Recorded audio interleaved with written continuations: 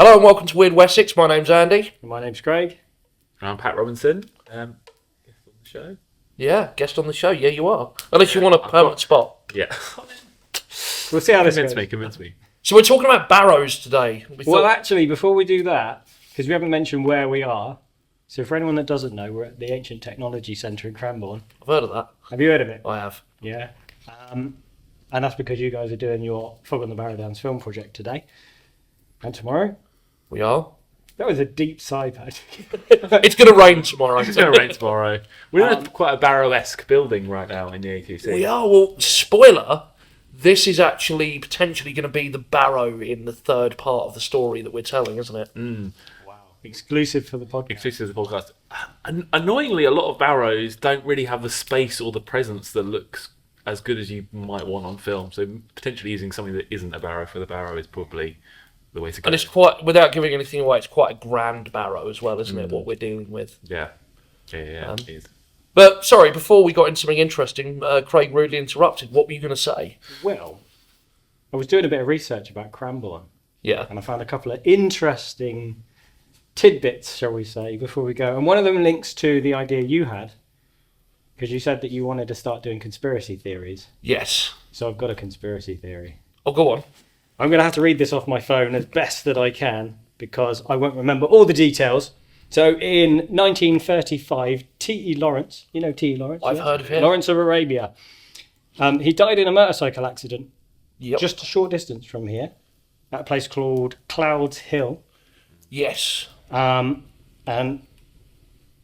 basically, there's a conspiracy theory about his death. No. Go on, Have you heard convince this? me. So, according to some sources, including two boys who Lawrence actually hit during the accident. So as he's coming off the bike, he hit two kids that were on their push bikes. Really? That's not They the film. claim No.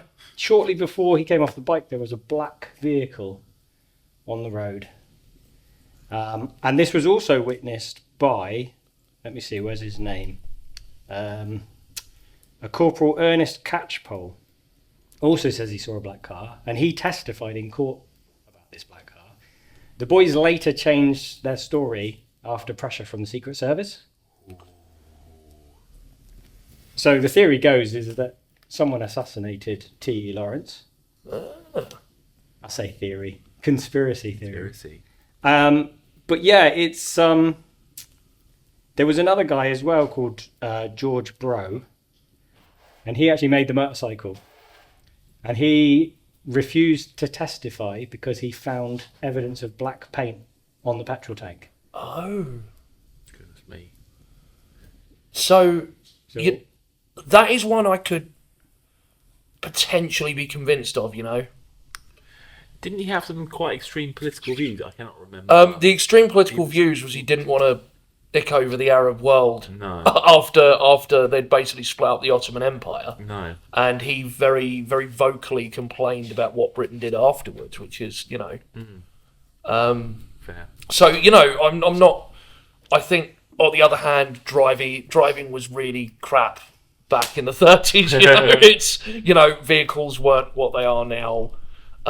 He was in a state of the art like motorbike for the time. At least. Yeah. It was Fair, but you know, and just roads and road laws weren't quite what they are now. I'm just trying to give the other end of the argument. Sounds like you work for the government. And And it's been paid off. They've got to it. They've got to. Patrick, how do you feel about being the permanent co-host? We'll see. Go on a motorbike ride to think about it.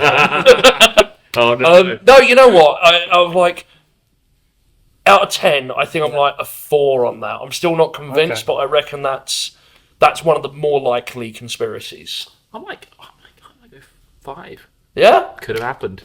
Could have happened. 50-50. I reckon I'm a good 7. Really? Oh, I reckon 7. 7. Yeah, just a bit beyond the middle ground. Craig's nuts. He's a conspiracy head. He's... Well, there was one other thing that I found, Go on. and it's a little bit closer to the ATC than Cloud Hill, and it involves the ATC. A conspiracy? And I'm a little bit concerned that we've been doing this podcast for, nearly 6 months now. Yes. And Andy has failed to mention this to me. They found the bodies. We've got him. What is it? It turns out that you've been building all these buildings over the bodies, right? And Yeah, that's why the site exists. That's it. Me and Craig are both wearing wires. You're the government shield. So, and I'm reading this as a quote from my source, that there have been several reports of paranormal activity at the Ancient Technology Centre. One of the most common reports is that of a shadowy figure seen walking through the grounds at night. Some visitors have also reported hearing disembodied voices and feeling cold spots in the air. For a start, it's pretty cold. There's a lot of orcs and trolls dressed Yeah, up. secondly, there's a very good chance we're just filming that weekend. Where did you get this anyway? Well, hang on, there's a little bit more. Go on. So in 2008, which I believe might be before your time here, Absolutely before my time. a group of paranormal investigators visited the centre and conducted several investigations. They recorded several electronic voice phenomena, which they believe were the voices of past residents of the site. They also reported feeling a cold chill and seeing shadows moving in the corners of their eyes. Cold black eyes. So for a start, I don't think bar a Bronze Age ditch that was found here, there's been, and that was like an agricultural one, I think. There's not, which actually runs through this building, I think, or just underneath it. There's not been anyone sort of living here or being a resident here. Where did you get this? It was Google Bard. Google Bard. Which I believe is now Gemini. Yes, Actually. So hang on. I get stick for finding a ghost story on Mumsnet. And you're pulling them off Google Bard or Gemini. Are you saying that Bard is a liar? I reckon so. I saw him on your podcast, Shady Geezer. Yes. For anyone who hasn't seen, Bard has been on Will I Like It. Very mealy-mouthed dancers, if you ask me. No, to my knowledge, I mean, I'm not putting it out. I'm not putting it past anyone coming up here and doing ghost hunts. I've been asked by people if they can come and do a ghost hunt here. I've said there's literally been nothing, nothing found here, no reports of ghosts. It's just a spooky place to do it, I guess. But with all the fairy lights and stuff, But, there's not been anyone, to me, I've been here 6 years and no one's mentioned any ghost stories to me. Never seen anything? Never seen nothing. Although I was up in the office one night and I heard it was crashing and banging underneath the floorboards. I thought one of the bodies had woken up. No, I think it might have been a badger had tunnelled up underneath, sort of thing, was banging about. It scared me, That's scarier than a ghost. Yeah. I'm not fighting a badger. They have a fierce bite on them. Yeah. They do. But Right, so we're calling BS on that story? I'm going to call BS on that story. Unless they witnessed the Fog in the Barrow shoot. Which actually isn't the first time the Fog in the Barrow shoot someone has thought they have seen a ghost. So we were filming once in a field, and then we filmed there. So we were filming some cloaked and armoured characters.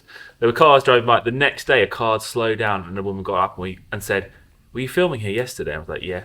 They were like, "I went home and told my husband that I saw a ghost on the field." That's amazing. She was white as a sheet. Wow. She said, I literally thought I saw medieval ghosts on this field. I bet she never changed the story. She never changed the story. She didn't tell her husband. I bet you wish you hadn't said anything. No. No. I mean, I was fully dressed up at that point, so it was a bit difficult to deny. She was white as a sheet. I imagine how long this film's taking that we're going to start up a few more of those. Definitely. No, I think at some point we should do some before Halloween. We should make some shorts, sort of imagined versions of the paranormal investigation. That kind I think of thing. So. Yeah, we'll reenact the paranormal investigation here. Fantastic. And we need to do that other film we talked about, the Honey Monster. Yes, and that other film we talked about, Fog on the Barrow Downs. That's never going to come. Coming to YouTube in 2035. Yeah. So, speaking of barrows, yes, and I don't think we don't really need to go into what Fog on the Barrow Downs is. I think if you want to know more, Patrick has done Will I Like It, as I said, and we talked about it quite extensively. I'd say. Google it, mate. Google it. I mean, we could talk about the importance of barrows in relating to Tolkien. I mean, I don't know if you want to do that after we've chatted about barrows in general a little bit first. Because, barrows take quite a big part, sort of very important part of the first book in Fellowship of the Ring. And it's a very untold bit of it, isn't it? It's not really presented in any other any of the adaptations, radio or screen. Yeah. That you've got there. They just kind of omit the Barrow Downs. It's something that's. I mean, Tolkien kind of wanted to create a new mythology for England, and I mean, even just when we were kind of researching what stories to talk about on this podcast, it almost covers everything. It's almost the basis of ghost stories in this country. So many of them will link back to barrows in some way. It's kind of hard to get away from it if you look at folklore. Yeah, I was going to say, not just ghost stories, like generally. fairy tales and, fairies themselves and elves and all sorts of things. So much of sort of English literature, going back to sort of the first story of all, Beowulf, is full of barrows, the dragon. Yeah, dragon as proud gold proud or treasure proud or something he calls it. And it ends with an amazing description of He's barrow by the sea, overlooking the sea. That's how it ends. Begins with the ship burial and then ends with a barrow. But yeah, so it features quite heavily in Tolkien's mythology, and not just in Lord of the Rings either. You've got so many characters that die, like Turin, for example, having a mound erected over his, sort of body, and a few others, I think, as well.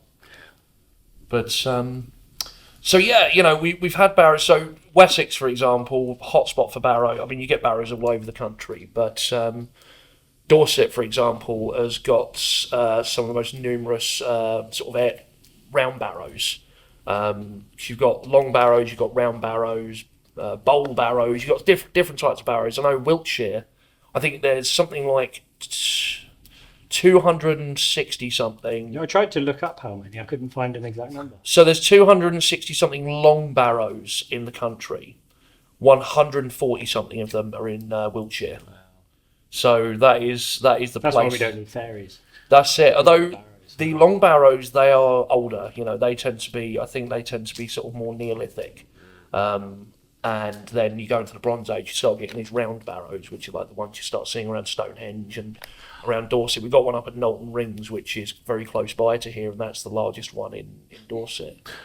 I think one of the amazing things about barrows is how long that tradition lasts and how widespread it is, because I come from Hertfordshire, and there's a site near me, I think it's just about into Cambridgeshire, which is called Thurfield, literally Thor's Field, and it's full of barrows, but you wouldn't know by looking at them what era they're from. Some are from the Bronze Age, some are from the Viking Age, some are Anglo-Saxon. There are Roman barrows. They're so widespread. So many cultures share this thing. Full of every sort of literature in the Western world, and even further east as well. You look at whether it's the Iliad or whether it's the Norse literature, whether it's the Anglo-Saxons. All of these people were building barrows for whatever reason for a long time, and it was a kind of a sacred thing for so many peoples. Even if you go to Tibet or India, there's barrows that kind of evolved into a lot of temples. So the stupa, which are kind of like a Buddhist kind of temple, they evolved, I believe, to evolve from barrows.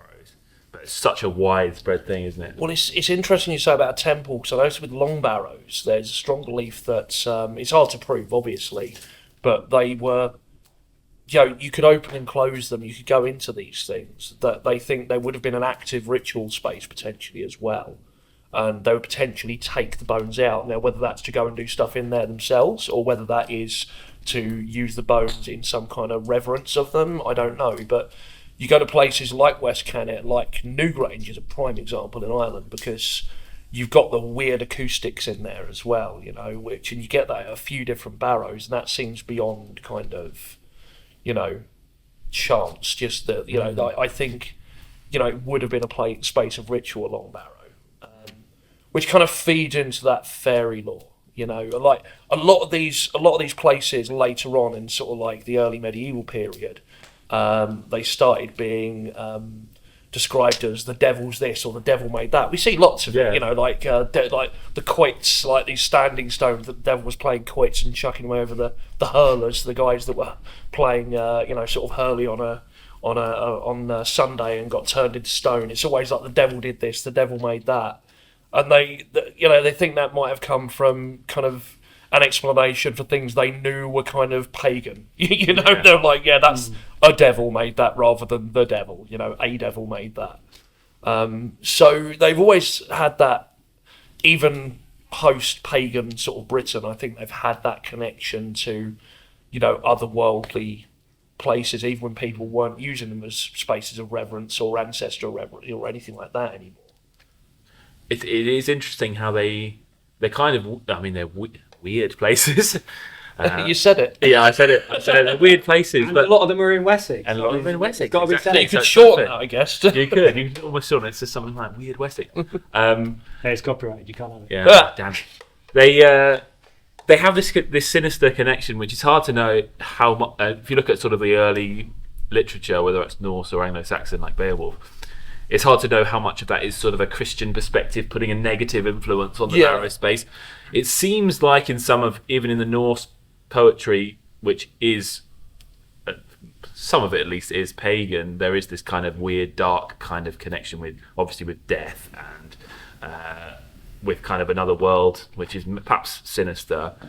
And potentially there's the kind of sense that there sometimes can be an evil space, but there's sometimes, depending on what's dwelling within, could be an evil space or something that should be treated with reverence. So there's one up by our house on a place called Round Way Down, and that's actually a Christian burial, but it's a bed burial, and she was buried with several animals. So you have like pagan elements, but mixed in with black, Christian. There's obviously like a crossover. Yeah.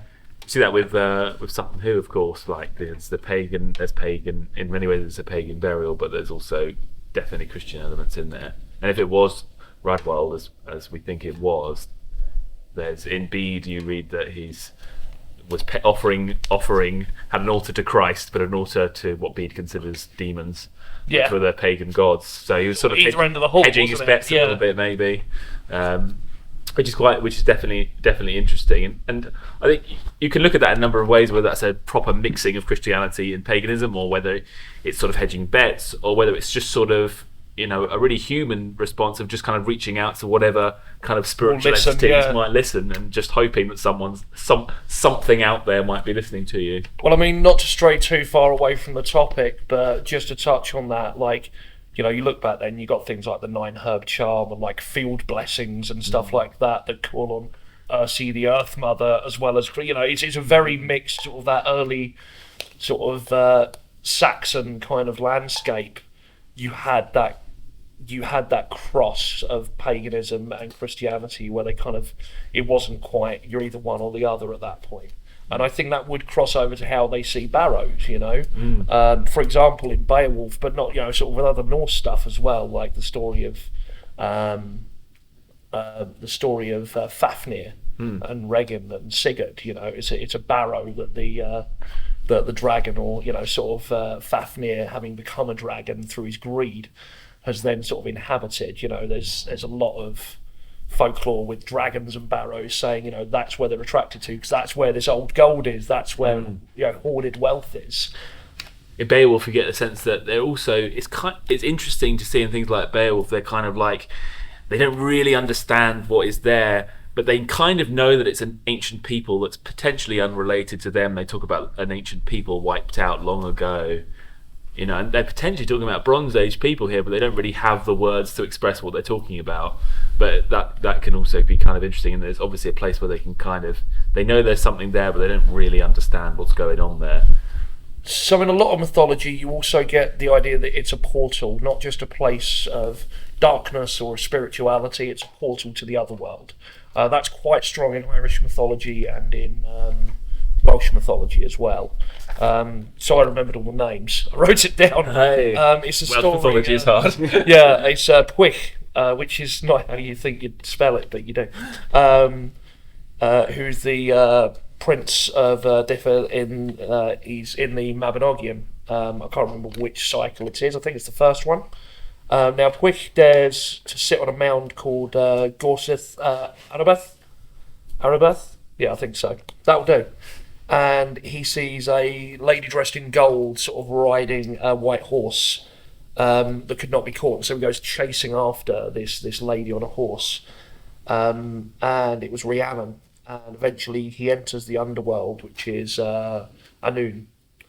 Some versions of stories that I've also seen that it was a stag that was being chased down by a Raoul, who was the king of the underworld. It's either him or Gwenabnuth.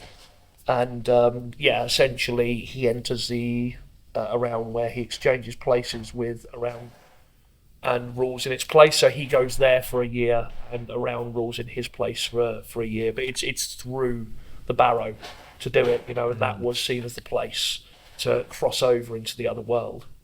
And you get stories like that all over, It's quite often with barrows. I know Glastonbury Tor is supposed to be one which isn't a barrow, but a lot of these like portals, these places of crossing to the other world, are seen as barrows. And you get folk stories going right up to the 1800s, beyond probably, where people go missing and come back, and they reckon they went up to this old barrow, this old fairy mound. And they go missing there, and then they come back and they say they've been, sort of pisky-led if you're in Cornwall. And they've been there for a year and a day, usually, is quite the common one. Don't eat the food, don't drink the drink, don't dance with them, all those old rules. But yeah, so it sort of, it really imprinted on not just English mythology or, just Britain, well, as you say, all across the world, really, but in particular where we're talking about, it's all over. It's not just the Saxons, it's not just the Welsh, it's not just the Irish. It seems to be wherever they are, you've got a similar kind of belief with them. Sorry, we're doing a lot of talking, Craig. You probably want to say something. You guys have covered it all, Let's go on. Job done. Yeah, that's it. What they said. There was one other I wanted to talk about, actually, who was he's a chap that I've just read about quite recently. You can't read. No, I know. I've just drawn loads of pictures on this piece of paper. Hieroglyphs. There was a guy who chronicled a lot of this stuff in the 1600s in Scotland. A reverend called Reverend Robert Kirk, who I don't know. You've probably heard of him. He is a folklorist. Now, this is a bit of a spicy time to be a believer in fairies and folklore, But, rural sort of belief, it's always been there. And, that was no different. And some people think he was trying to give a voice to those people and validate them. Possibly to piss off the Presbyterians at the time. But they think that he was trying to sort of validate these folk beliefs. Or alternatively, it was around that time you started getting people with more, because it's right towards the end of the 1600s, getting more of an atheistic view, and possibly trying to convince them by saying, look, it's not just the God stuff, there's all this other weird stuff that I've written down. The book didn't get published till the 1800s, mind. But anyway, he's known as the fairy minister, and he documented lots of barrows that are connected to fairy folklore and all the stories around them in Scotland. This big compendium that he made was called The Secret Commonwealth, which is the idea that there's a society of what he called the good people. I quote, these are the people that he said lived in the barrows. They are said to be of middle nature between man and angel, as were demons thought to be of old, intelligent fluidous spirits, and light changeable bodies like those called astral. Somewhere of the nature of condensed cloud and best seen in twilight. These bodies be so pliable through the subtlety spirits can agitate them, that they can then make them appear or disappear at their pleasure. And he believed these people lived around barrows. So fairies essentially, but he was sort of trying to connect them to sort of angels and men. I'm going to say, it could be ghosts. Could be ghosts. I think what's so interesting about Scotland is they carry on with Anglo-Saxon elf lore when, after the Normans, we kind of switched to fairies, which is a shame in my opinion. But you do get this connection with barrows. Wayland, who's obviously connected with barrows, is said to be an elf. and he's one of the only elves in Norse mythology who is described. Don't say too much. I'm not going to say too much about Weyland. I've got a whole thing about Weyland coming up. Don't steal my material. I'm not going to steal any material. So Scotland also has an amazing thing where it also describes Elfland as Elfham, which is something you don't get in the Anglo-Saxon sources. But if you look at the Norse sources, they call Elfland Elfheim. So Elfham is exactly what you would expect the Anglo-Saxons to be calling Elfland. Yeah.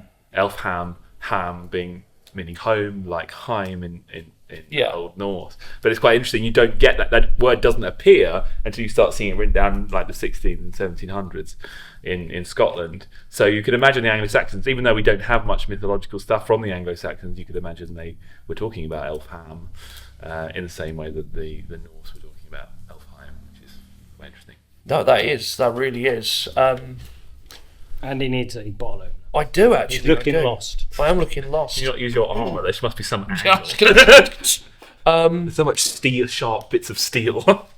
So, This man. thank I you, thought Craig. this was all made of bottle packs. Yeah. That's film 3. We've run out of money. So, What money? I mean, you mentioned Weyland.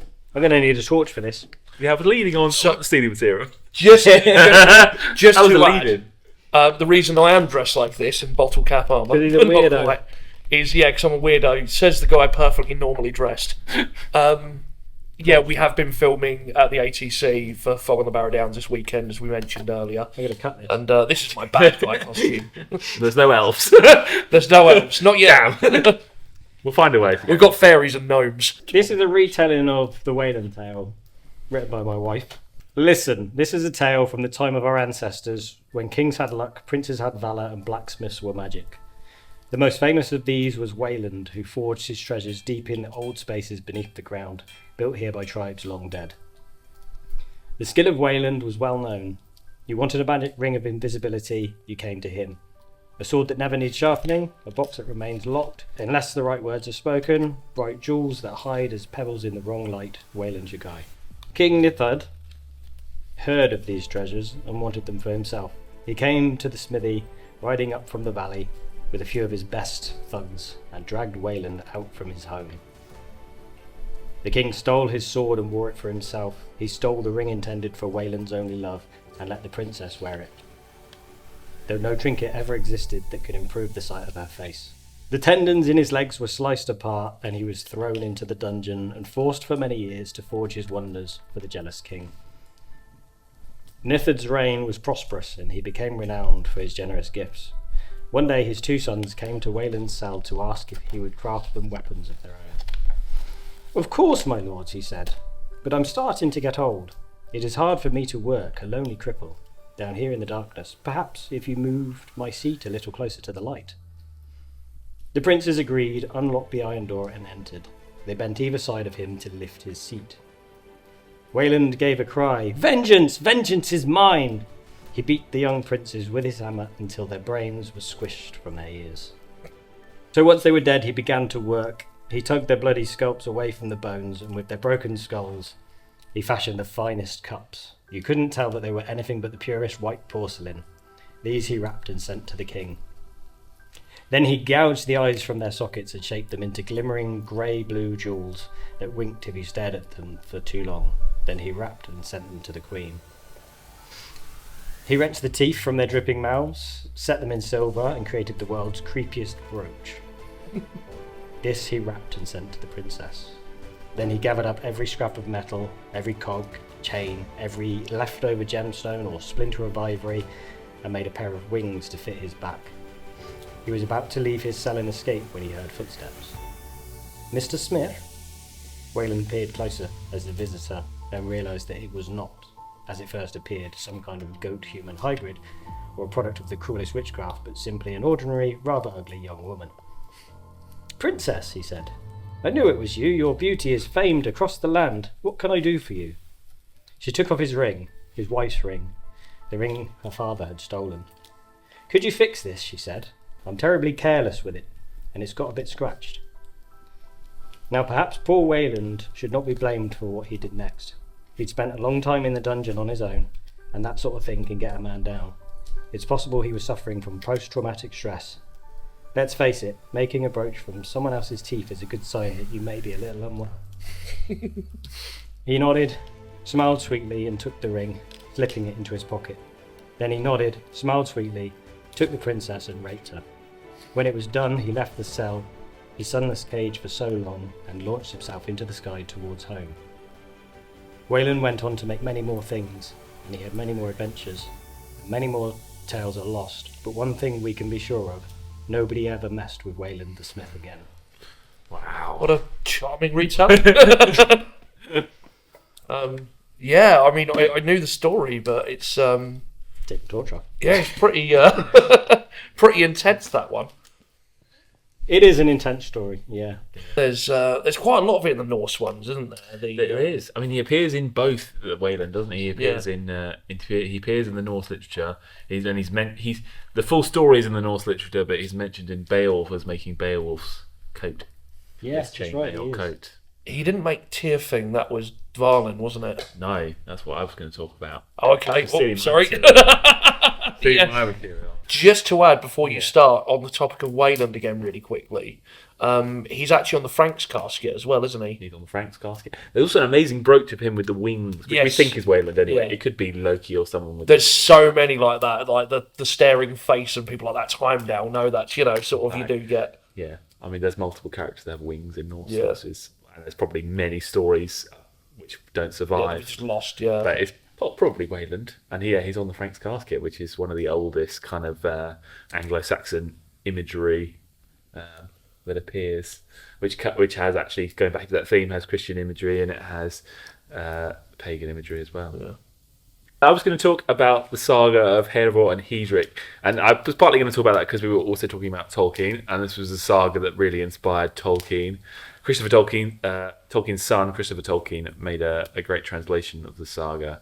But yeah, it's a really interesting saga, and it's a great read, and you can really see the Tolkien influences when you read it. It all kind of centers around a cursed sword called Tyrfing, which is this kind of all-powerful weapon, which is forged by some dwarves called Dwalin and Durin, who are names that appear in the Tolkien mythos.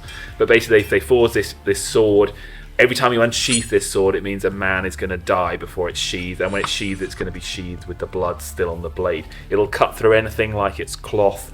It's basically a lightsaber. It's a very powerful thing, and it's forged for this king originally, but it ends up eventually in the hands of this berserker called Arngrim, which is not who you want it in the hands of. And Arngrim has 12 sons, and the biggest one, Angantyr, gets the sword.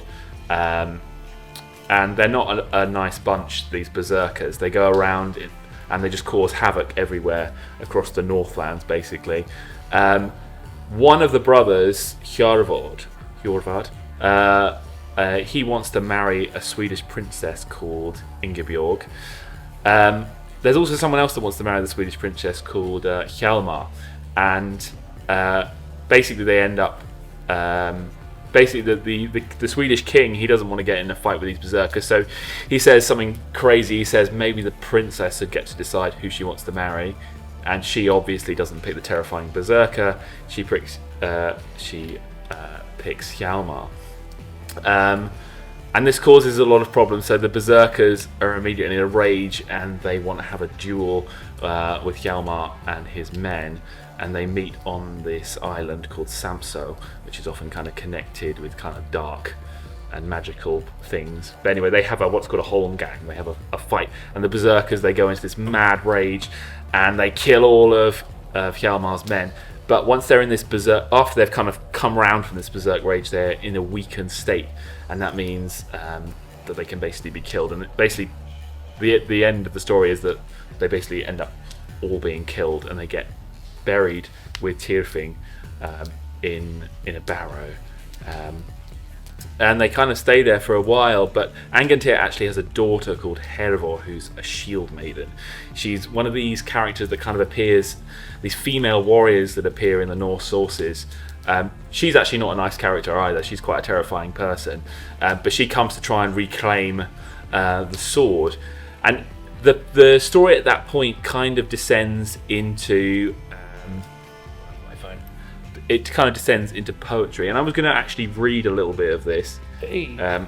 It's called The Waking of Angantýr, and it does appear in the Poetic Edda, which is kind of the story of the Norse gods and heroes, but this poem appears. Basically, she goes to the Barrows to try and reclaim this sword, and she ends up having this long conversation with the ghost of Angantýr in the kind of grave mound. It's this amazing kind of very kind of weird, enigmatic kind of scene. I'm not going to read the whole thing, but I'm just going to read a little bit of it. So she's at this point she's gone to the Barrow, and she's basically going to ask for the sword. And it goes backwards and forwards, and you get the sense that maybe these sort of poems were formed kind of like plays, because it goes back basically just with dialogue between the two. So I'll start with Hervor. She says, "Tell me the truth, that the timeless gods may bless your grave. Have you got Tyrfing? Why are you unwilling to yield your heritage to your only child?" Then it was a flame lit up the graves that stood open, and then Angantýr said, "Graves open and hell's door. The island's surface is one searing flame. All without is horror to view. Go, while there is time, return to your ship." And then Hervor replies, "With no flames tonight or ever. With no flames can you frighten me, nor daunt the heart of your daughter's breast. With ghosts standing at grave mouths." Then Angantýr responds, "Hear me, Hervor. Hear me now, daughter of princes. The doom I foretell. Tyrfing will, if it be the true blade, destroy your kindred, kill them all. You will bear a son, a bold warrior, who shall wield Tyrfing, trust in its strength. After Hedric shall the hero be named, bravest one under heaven." And then Hervor, she's getting annoyed at this point. She says, "Churlish cowards, may my curse fall upon you. May you ever lie wretched shades in the rot of the pit. Give me the wondrous work of the smiths, son of Vikings. It is vain to hide it." And Angantýr responds, "No mortal maiden to me you seem, who walk in the dark where the dead lie, uncowed by flames, with a carved spear and a mailed corslet on Manavag." And Hervor responds, "Mortal maid to men I seem, until advised to visit your halls. Surrender the blade, the bane of shields, hater of Berenice, Hjalmar's killer." And Angantýr responds, I'm getting there, guys, I'm getting there. "Hjalmar's killer lies under my shoulders, the sharp sword sheathed in flame. No maiden on earth, no mortal dare touch such a weapon. Take it to hold." And Hervor responds, "I will touch the weapon. Take hold of the sharp edge in order to get. I will walk through a fire with unflinching steps. The flames are sinking before my eyes." Angantýr responds, "Reckless maiden, rather than see you fling yourself on the flames and perish, I will grant you what you ask, give you the blade. Such courage of heart I cannot refuse." Hervor responds, "You have done well, dead warrior, to grant me what I ask. Give me the blade to possess the sword. It seems to me better than to own all Norway." And she gets the blade, and it kind of goes on like that, but the blade gets getting passed down and down as sort of cursed object in the family. But it's a very interesting story, and that kind of link to the other world, to be able to see characters and dead people appears in lots of other sagas. But yeah, I think it's an interesting bit of Barrow lore. Before I comment, can we all appreciate mid-telling of the poem how the fire started roaring along with the flames? That came up like a tornado. It was It like really twisting. did, yeah. It's you summoned. I summoned the flames of Angantýr. And as you finished, it died back down. Yeah. I mean, that won't have picked up on the audio, You're here on the but you'll have to take our word for it. That's it. Hopefully, those watching would have seen it get brighter, and then I told you there were ghosts at the ATC. Believe me, didn't he? we are in the Barrow. That was Flames. good. You see, as you say, you see a lot of that when it comes to barrows in Norse mythology and these sagas. You get those repeating themes, like Grettir, for example, took a blade from a barrow. Some versions he fought a drow in there, drowner in there as well. So yeah, and you get also the sword. You kind of get reoccurring themes of those swords as well, like Sigurd's sword. When it's reforged by Regan. It's who's a dwarf as well, I think, Regan, isn't he? Yeah. So yeah, that's one of these swords that can cut anything, and that ends up going into a barrow, as I say, with Fafnir in it. So you get a similar thing actually. It's not necessarily a barrow, but in Beowulf, he descends into almost a kind of hell-like place where Beowulf's mother lies, and he actually picks up this giant sword and he cuts her head off, I believe, but the sword kind of like melts away. Yeah, when he kills Grendel's mother. Yeah. So I just check on him. So she might have fallen asleep. iPad's dead.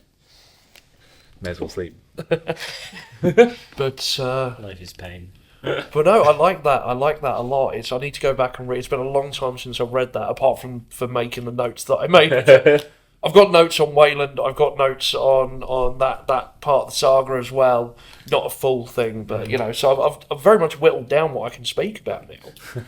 So I should dastardly plan all along. It's almost like we should have talked about this before we did the podcast. Like I said before, I asked Andy if we needed to prepare, and he said, "Nah, we'll be fine." Well, we know enough. Turns out it's the same stuff we know.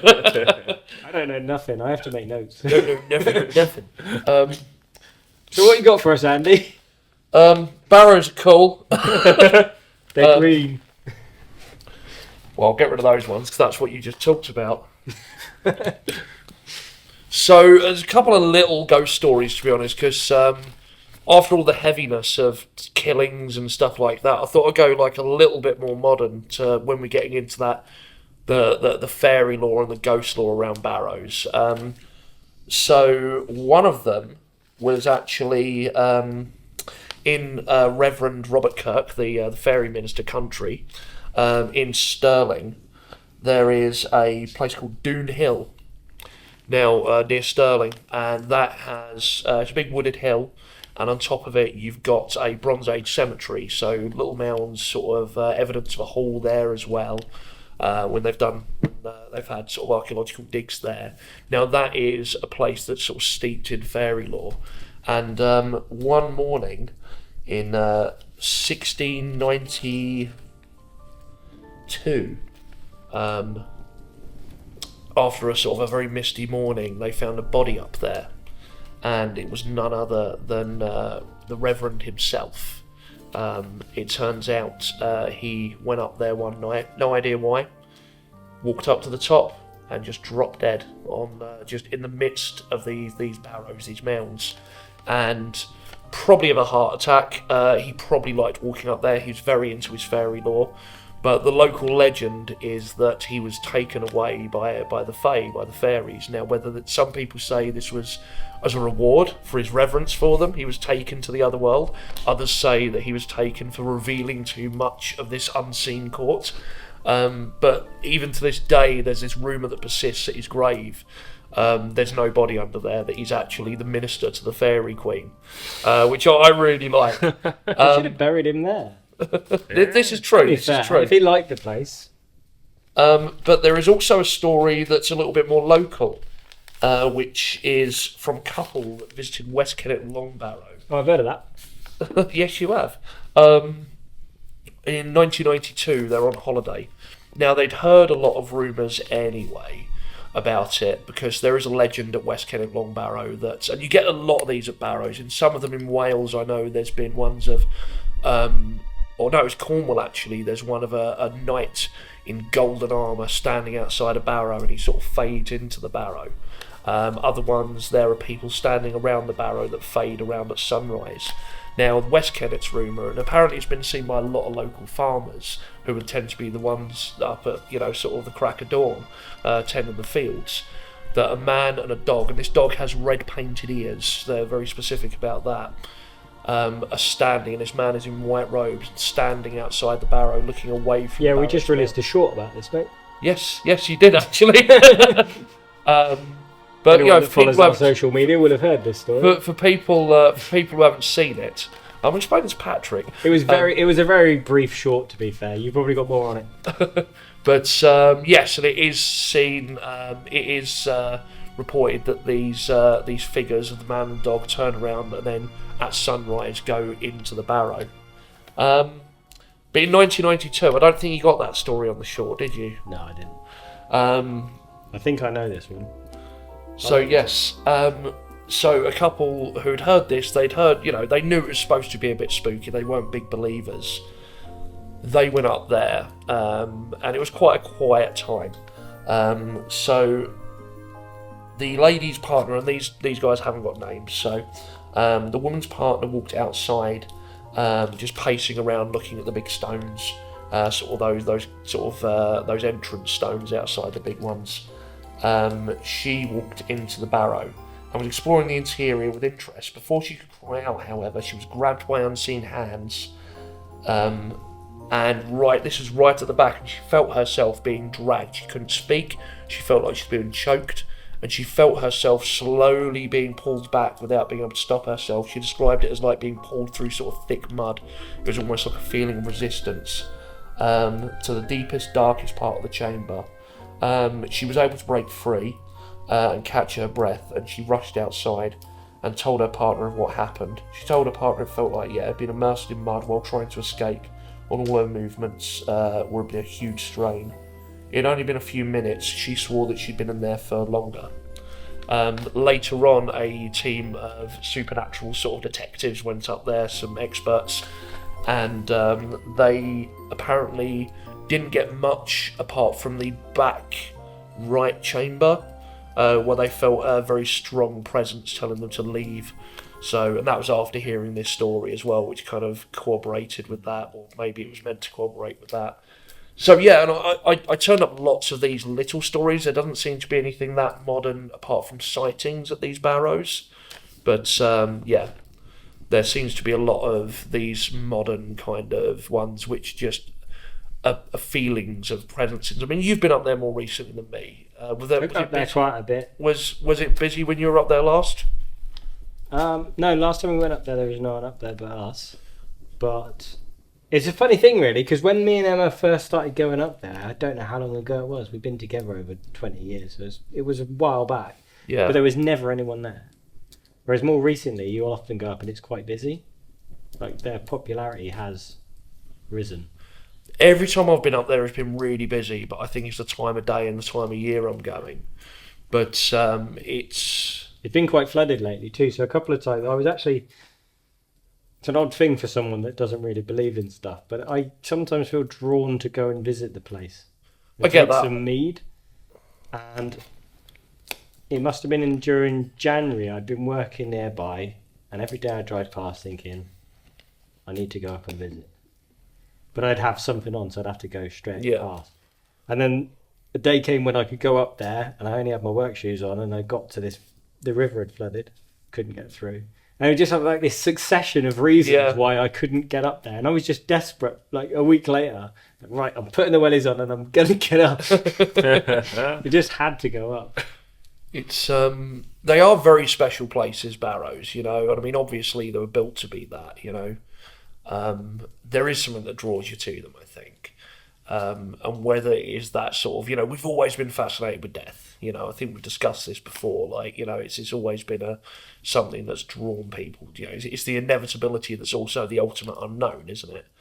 And it is kind of that kind of place. I mean, who's the chap that has been building those modern barrows? Oh yeah, I don't know. I don't know the name. There's one not far from Westcott. Yeah. I believe the company's called Sacred Stones. I can't put a name to it. Yeah. But there's like a couple around the country. And it's wonderful. You can be interred, all your ashes can be interred in these barrows. And, sort of looking inside, there are these wonderful things. And yeah, it's a dark place. There is so much folklore attached to it. And it is just that association with death, I think, as well. Mm. But so you went up there, did you pour some mead out? Yeah. Fantastic. Oh, I made sure to. But we mentioned earlier as well, Tomo goes to sleep up there. Friend of ours, a chap who's playing a fairly important character in the film. Plays the role of Eshel, who's one of the warriors of Gladdenburg. The warrior of Gladdenburg, really. He has, he'll go and spend the odd night up there, won't he? On his own. And I've asked him about it, and he said it's the most peaceful sleep he's ever had. Not really supposed to do that, so we might have just outed him on that. But yeah, it's. I mean, hats off to him. I'm not sure. I'd be there like humming. Sort of Tom Bombadil's. Kind of. Lost to the Barrow Whites. That's it. We didn't talk about Barrow Whites. We didn't. I was going to do the Barrow. I was going to originally do the Barrow poem at one point, but it's not really that relating to Barrows, apart from the fact it's the Barrow White saying it. True. Talked a little bit about Draugr. Yeah. Obviously, these things. I mean, so much of what Tolkien wrote was formed by the reading that he'd done, by what he'd studied and what he'd seen around him. A lot of the landscape of Middle-earth is inspired by chiefly sort of England, other places as well, but a lot of it is inspired by England. And I firmly believe, like, at the time he spent in the southwest, formed his take on the Barrow Downs. That is very much cries to me, sort of Salisbury Plain and West Kennet and of course Wayland Smithy. Very much what I mean. There's two stones at Avebury that kind of look like they're leaning in, and you can sort of walk through them. And pretty much a place just like that is described in the Barrow Downs, in Fog on the Barrow Downs chapter of Fellowship of the Ring. So obviously he had this affinity for these places. I know he and Edith Tolkien, his wife, honeymooned in Cheddar Gorge, which he based the glittering caves on, like the very crystalline looking caves in there. And he, I think he spent a lot of time in this landscape in Wessex. And, I think a lot of that was very formative when he was talking about the Barrows and the folklore that goes with it. It's quite it's pretty much folk horror, Well, it is. It is. It's a real change of pitch to the whole story of Lord of the Rings, isn't it? Yeah, it's an interesting direction that sort of the Fellowship of the Ring kind of takes, and he takes a different kind of turn, I think, actually, with the other two books, and kind of finds his own voice in some ways. But the kind of the Fellowship of the Ring is kind of very much kind of exploring those kind of English folklore themes, I think, very obviously. Yeah. We've gained an audience. We have. There's actually an audience just turned up, but it does mean we've got Ross sorting the fire out for us as well. So yeah, Fine. When I clean up the audio, we won't know that. You're all going to be erased. You don't exist. So normally on these things we'll talk about how much of it is we believe something, Bit difficult with the Barrows. Bit difficult with the Barrows. I could say I believe Barrows exist. I've seen them. They definitely exist. But I think I've explained why I think the folklore exists. Why I think we're all pretty agreed on that. Yeah. But yeah, would you like to spend a night alone in a barrow? I guess that's the question I'm going to pitch to you guys. Would you? I think it depends on the barrow. I think just like in the folklore, some barrows are pretty scary. Some barrows aren't. I've been to some scary barrows. There's a barrow I visited. There's a barrow that I visited in Ireland, which is a place called Carrickeel. Yeah. And that was a very, very spooky place. So we were. This was when I was a kid. We were doing some filming there. We were making a Lord of the Rings film. When you were 12 years old. Is that the one where your brother broke his leg? So we were climbing there. It was a very misty, drizzly, freezing day. There was an entire horse skeleton that we found. That's amazing. No one visits these places in Ireland. In England, they'll be like these barrows are older than the pyramids. They would be like they're like 5,000 years old or something. They would. Well, I don't know how old they are. But anyway, they're incredibly old. They would be like a visitor centre in England, but here there's just like an English family walking their dog. That's the only people that visit it. But yeah, it was a very spooky place, and my brother slipped and broke his leg on the mountain, but it was just a very, very eerie place. But other barrows, I don't think have that feel to them at all. Yeah. Some friends of mine from Regia actually cycled down the Ridgeway, and there was like a barrow that had sort of dipped in, and they spent a couple of nights sleeping. They stopped for a couple of days and they actually pitched tents like inside this barrow, more or less, that had dipped in. So like literally on top of the barrow, more or less. I think they are a kind of. It depends a little bit on what's there. on Carrickeel they did actually find genetic evidence there, and it was this. They found that it was a very sort of a king, but a very sort of inbred, terrifying character. Yeah. What about you, Craig? Would you sleep in a barrow? Yep. Yeah. Yep. We can do that on a podcast. Yeah, we'll do a seance in a barrow. I didn't say I'd do a seance. That's another step. But I think I would. I think I might be scared, but I'll be brave. No, I think I'd like to do it just for the experience of doing it. I think again I'd be scared of other people. Like some weirdo turning up in the middle of the night and saying, "Oi, this is National Trust land, get off." Yeah. Or a cursed sword just sticking into your back in the wrong place. Yeah, that's it. Just can't get comfortable for all the bones and cursed swords and dragons emerging. I don't know, like West Kennet, all the bones have been removed, right? Well, not the secret chamber underneath. Yeah, you don't know about that. Might accidentally trigger something. Bit Indiana Jones. Yeah, that's it. Yeah, it's funny, you think of barrows in any fantasy setting, in any sort of D&D game, anything like that, barrows are always these massive complexes, and some of them can be fairly big, but it all tends to be central passage and a few chambers coming off. It's a long barrow, and, not even that, it's literally just a box-like chamber if it's a round barrow. Yeah. Sometimes just a big mound of dirt. So, you've got new segment to the show, actually. Yeah, I mean, this might be the only time we do it. It might be. So we're trying it out. We've got listener stories. We've got listener stories. So we've actually got a new listener from New Zealand, isn't it? That's sent this in. New Zealand, called Kaylee. Are you all impressed? We've got a listener from New Zealand. Go. Ooh. Thank you. They're impressed we got listeners. They're just impressed we got listeners. Hey, this has tripled our listener numbers. These guys turning up. Don't knock it. I'm watching the file. This is from Sir Peter Jackson. So actually, what I was going to do is read one of them, and I was going to get Andy to read the other one just to balance it out a little bit. Get Patrick too.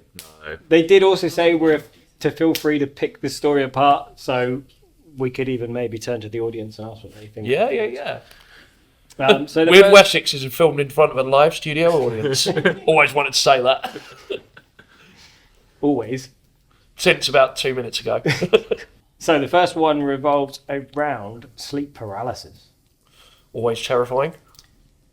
So again, I'm reading this as it was sent to me, so I'm reading it first person, if you like. So it says, I've experienced sleep paralysis twice. The first was 10 years ago, and a very usual experience. I think that might have meant to have been unusual, but we'll see. I should have proofread this, right? I feel sorry if it's a usual experience for him.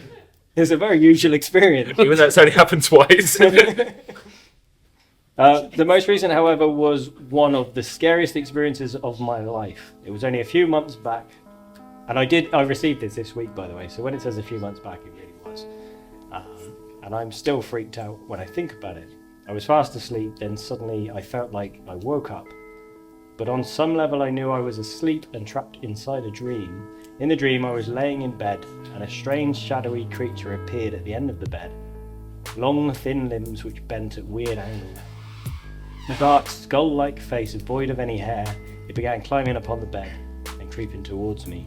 I realised I couldn't wake up, I couldn't move my body, all I could do was lay as the creature got closer.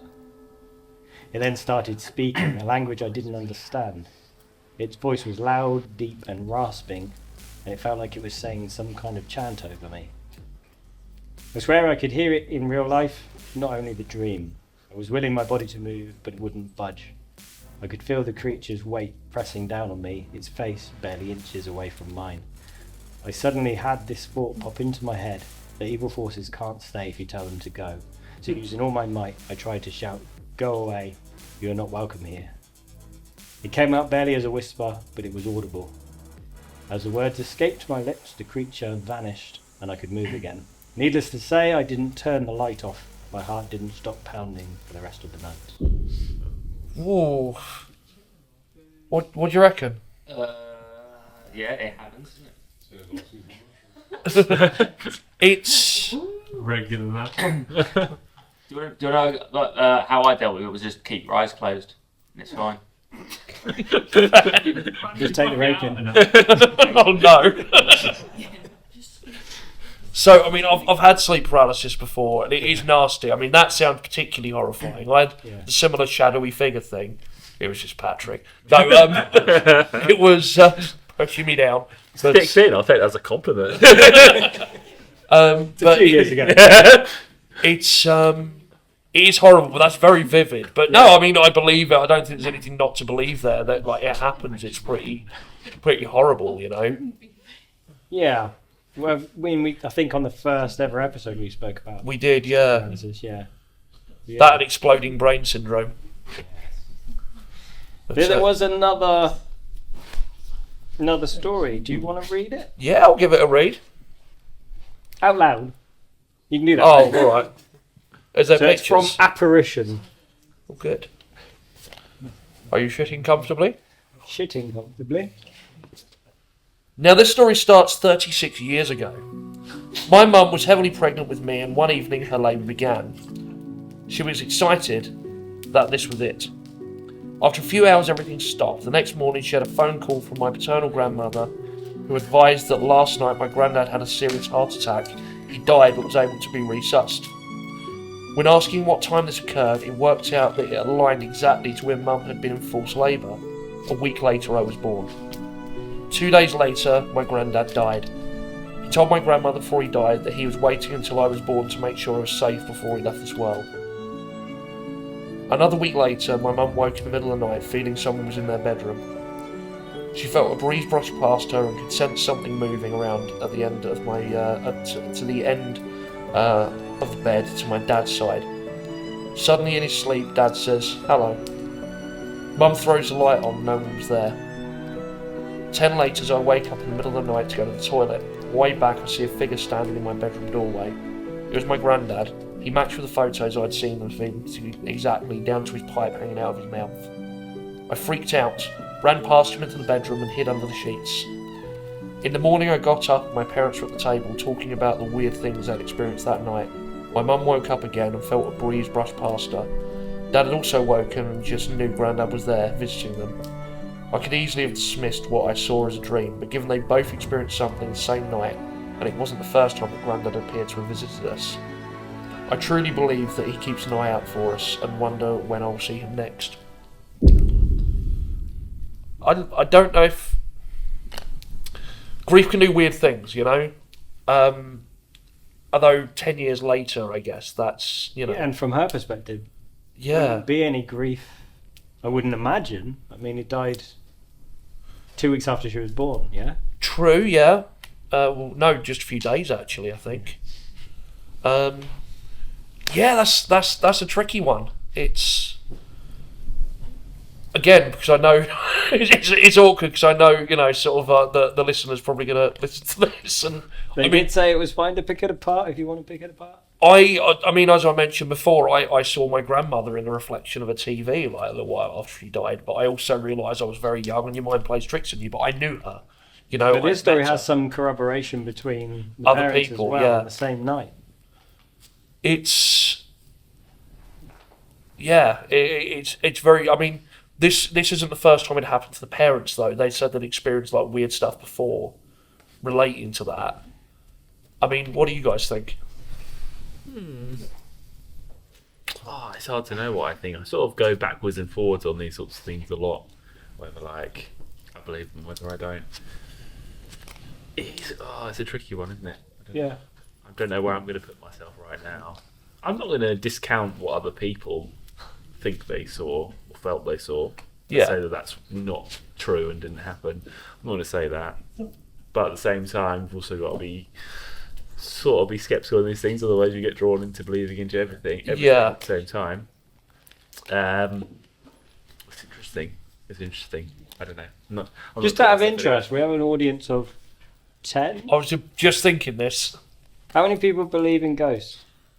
Show of hands. How many people believe in ghosts? How many people believe in the possibility of ghosts? Half no. We've got the most sceptical audience. Hey, Oh yeah, Ben believes in the possibility of ghosts. representing. I'm with Ben. I believe in it. Like the Energy. experience. Hang on, aliens. What, aliens? We're not talking about energy, Jess. Not aliens. That's we not don't the know question. aliens. The question was. Not a ghost as a person, it's like the energy of that. We're not talking about the energy. Jess. There's old houses with energy and people move certain routes and you see that route still through energy. Okay, so we got Sunwoo. The kinetic is still there. No, that's We valid. picked the worst audience. No, I think, no. I think we've spoken about that before with ghosts, though, about like it being imprinting. You know, sort of some Yeah. people believe it's an Don't take imprinted theory. thing. Yeah, exactly. So I'm gonna allow that. I think that's a good. You know, that's a good. I think time is a really weird thing that we'll never properly understand. Wibbly Time wobbly, and isn't space, generally. I think it is possible that there's things that go on that we don't understand, where like perhaps you're seeing into the past somehow, or perhaps like, I mean, if you try and think about time generally, it doesn't make a huge amount of sense. Humans experience it, maybe other beings can experience time differently. I would love to believe in ghosts. I would love to have that hard belief, you know. I just like, in a way, I'd love to be able to really solidly believe in you know, sort of a god or gods, because I think there must be comfort in that, personally. But just like that, you know, I find myself, every time I think, that sounds convincing, I'm like, yeah, but it could be this, and this, and it's hard, you know. Just, yeah, room full of scullies, need a moulder.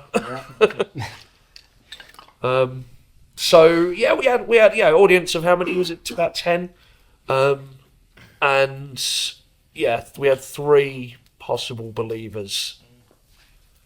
So still fairly sceptical audience. I like hearing about it. Oh yeah. I like the idea of it, but I don't believe it. Yeah, nothing as scandalous as a psychic reading. You're down in the room and you're like, no way. What's she wearing then? Can I just caveat my belief by saying, like, it's not so much. I don't know if I think, well, they might be, but I don't know if I think it's necessarily dead people. But I just think there's so much about the universe we don't know and don't understand. That there's so many things that could potentially, possibly be mistaken for, like, you know, ghosts. Yeah. I just wanted to like do like a Jeremy Kyle thing there, going, hang on, we need a mic in the audience. I think the problem with believing in ghosts is why would it only be people? Why would we not see ghosts of dogs and cats? People do. We got a whole episode They on don't black have holes. souls. Goes to the ants. They don't have souls. Millions of them. Maybe we don't see them, but ants see them. Yeah, but dinosaur ghosts. Maybe you've got to be an ant to see an ant ghost. Exactly. Oh yeah, we're onto something there. Yeah. I reckon You got to so. be a dinosaur to see a dinosaur ghost. A dog to see a dog ghost. Dogs see ghosts all the time. Exactly. But So only with other cats. Hang on, dogs are scared of their own farts. Come on. Exactly. That's when the ghosts come. So there's another And I'm feature. scared of yours. Yeah, it's fair. There was another feature that we, I think, test drived on me recently. Yes. That you So, wanted to do. audience, you'll like this, I think.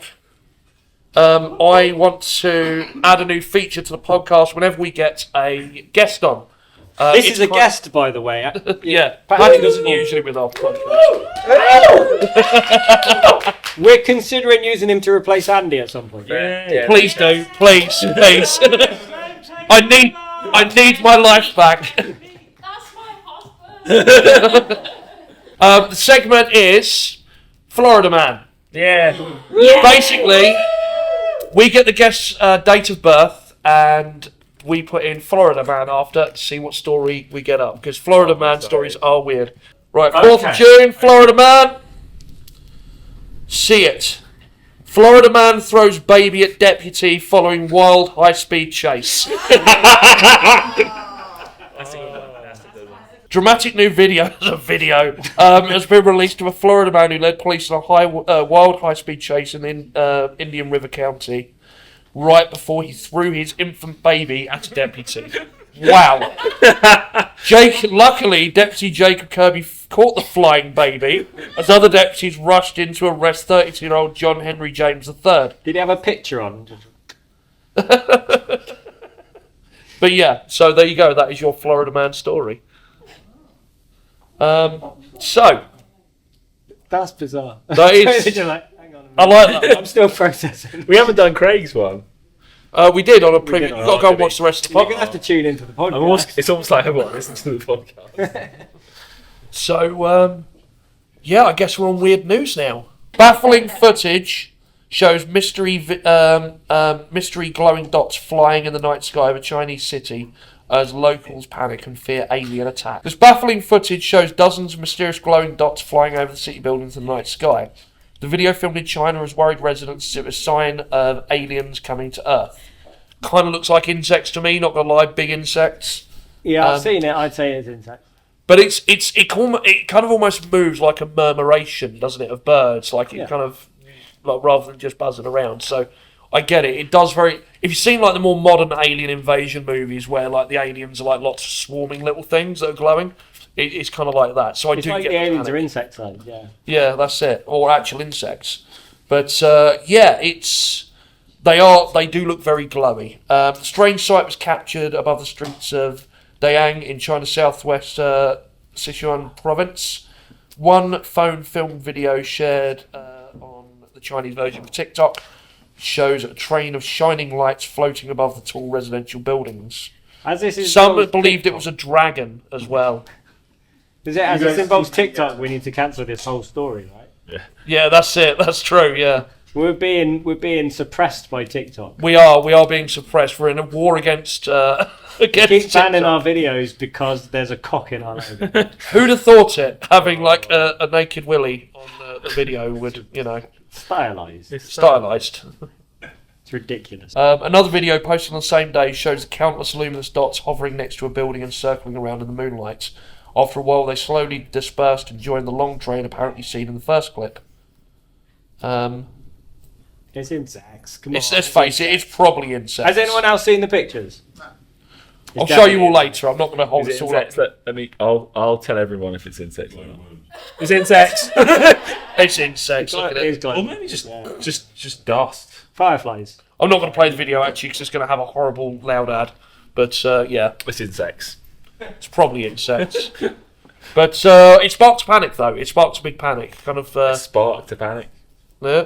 Sparks. Sparks. Yeah. So we did that. Give me some weird news, someone. Ready to go next? Yeah. Yeah.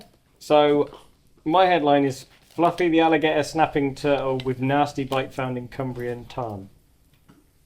Oh. In the Cumbrian tarn. An alligator. Alligator turtle. Not nearly as exciting. What, in Cumbria? In Cumbria. Are they native? We'll get to that. Come on. I'm inquisitive.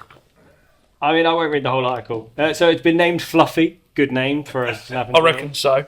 But its spiky appearance and nasty bite means only the brave or foolish would attempt to offer this particular turtle a cuddle. The dinosaur-like creature, an alligator snapping turtle that can cut bones and is native to swamps and rivers in southern parts of the US, was rescued from a tarn in Cumbria on Monday. That's the crux of it, really. It can bite your finger off. You get a lot of that. So every time in the 80s and 90s when Teenage Mutant Ninja Turtles got popular, you had a load of turtles turn up in rivers where people would buy them and then think don't actually want a turtle and chuck them in a river. So yeah, and if the weather's not too bad, they do it right. I remember those of you from Hertfordshire way used to get them over Rye Park. Not Rye Park, Berkeley Park. You used to get turtles sometimes pop up in the big pond there and the rivers around there. They will. So this one was reported, a lot of people were saying it was a terrapin, and then there was a lady that used to live in California that recognised it as what it actually was. So they've found bodies of people they've probably murder victims in America where they've thought they've been like completely savaged by their attacker, and it turns out it was just turtles getting to the body and the mess they make of this thing, But they look like incisions almost, It's really nasty bite, the old They're weird looking, you want to Google. Yeah, proper dinosaur sort of looking things. Right, Patrick's going to give us his weird news. Well, Andy talked about aliens. I was going to talk about the other kind of sci-fi apocalypse that's oncoming, which is AI. And so the leaps forward in AI, for a while now, we've been able to create videos just from text, just be able to type in just type in what you want to see and it generates it. But they've released, so very recently, just last week, or maybe the week before, they released from OpenAI, they released AI Sora. And honestly, you've got to check out the images that they've managed to create, videos, and you wouldn't be able to tell that they are AI. And coming from like what we're doing at the weekend, which is making a film, you're going to be able to generate whole films very soon just from text. You guys have to check it out. It is, horrifying to see the whole of human culture chewed up and spat out in just the space of a year, basically, that this technology has been developed. So yeah, unsettling. Definitely that is weird and unsettling. You can see people that look exactly like a real person, but it's not a real person that exists. It's just numbers and code. So you spent 6 years making Fog on the Barrow. And someone's going to be able to generate in 30 make seconds. a better film in 30 seconds. Yeah, that's coming. It'll probably be made of clips from your film. Yeah, like chewed up and spat out. But will we still have like 8 fingers? Yeah. You know what? I can see us like at some point making an AI Wyrd Wessex video, just like, you know, ghost investigation with Andy and Craig and their 12 fingers. It's going to come to a point where we don't need to do the podcast. It's just going to generate them for us. That's it. What's a very unsettling thing to do if you ask some of these AI models is to illustrate themselves, and that could be a spooky podcast. Oh, what if it's got like loads of eyes, like do not be afraid? Honestly, there's some terrifying ones out there when people have asked for them to generate what the AI looks. The human mind is not ready to see this. Some horrors beyond our comprehension. That's a future episode. Yeah. That's just that. Literally, we just spend a day on AI and just mess around and see what horrors we can unfold. I mean, it's got to the point where I think we were talking about this a little while ago, where they got an AI to try and take a test or do something, and it had to take one of the "Are you a robot?" tests, and the AI had access to like income, didn't it? It could like use money to like buy things and stuff like that as part of the program. They set up this test they'd set up, and it went to someone to like do the test for it, didn't they? You were telling me. Yeah. I think it went to someone to do the test for it, like one of those like websites, and the person said, "Why are you a robot?" And it's like, no, I have a visual impairment. Yeah, I'm colourblind or something. Like the AI lied to get the human to work for it. Yeah. And you know, that kind of ties this episode up, though, right? Because we started off with a story that I told you about the ATC. Yeah. And we're back on AI. Yeah. Basically, elves. yeah, that's it. So we're all going to live in make jewellery out of your son's eyes. So on that note. On that cheery note, yeah. Thanks for tuning in. Socials. You want to do that? You can do that. Yeah. All right. We're at Wyrd Wessex, Instagram, Facebook, YouTube, all of the sites. Google Bard. Yeah. Buy our TikTok band logo on the t-shirt. Yeah, that's it. Be part of the resistance. And do check out Fog on the Barrow Downs as well. It might come out in 2056. You never know. With the help of AI. AI's going to beat you to it. That's just the first part, though. Yeah, that's the part one. So that's about all we've got time for, guys. As we say, thank you very much. Until next time, stay weird. You didn't get to say it. And me.